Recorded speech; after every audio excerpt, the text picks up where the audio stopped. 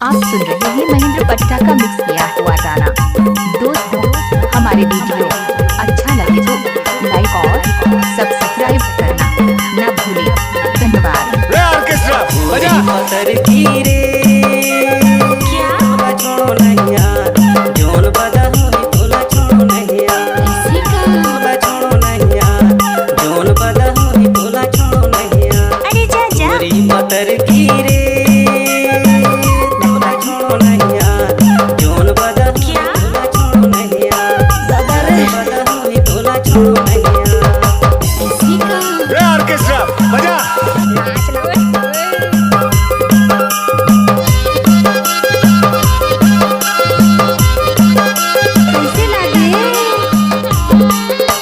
गजब माल है।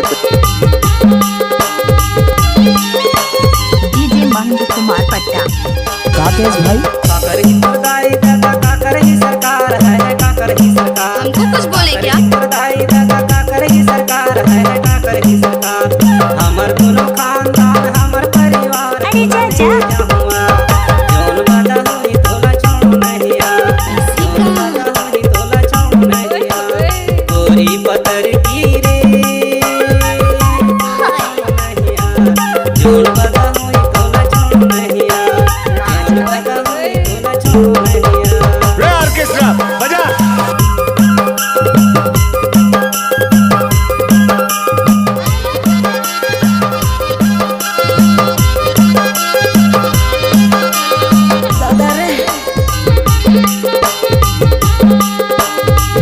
आपका क्या नाम है? डीजे महेंद्र कुमार पट्टा। घर ले बचाओ गाँव घर ले किसान है घर ले किसान। घर ले बचाओ गाँव घर ले किसान है घर ले किसान। हमर दोनों चावल जोड़ी लिखे भगवान तोला छोड़ नहीं आ। जौन बदा होई तोला छोड़ नहीं आ। जौन बदा होई तोला छोड़ नहीं आ। गोरी पतर अरे चाचा तोला छोड़ नहीं आ। जौन बदा होई तोला छोड़ नहीं आ। जौन बदा होई लजाज है ना वो। रे ऑर्केस्ट्रा बजा।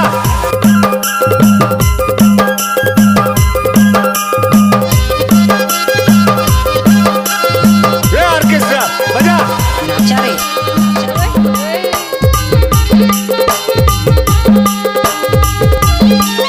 डीजे महेंद्र कुमार पट्टा। काकेश भाई पूछ ले बे मेंढरा मा पता मोरे नाम है पता मोरे नाम। पूछ ले बे मेंढरा मा पता मोरे नाम है पता मोरे नाम।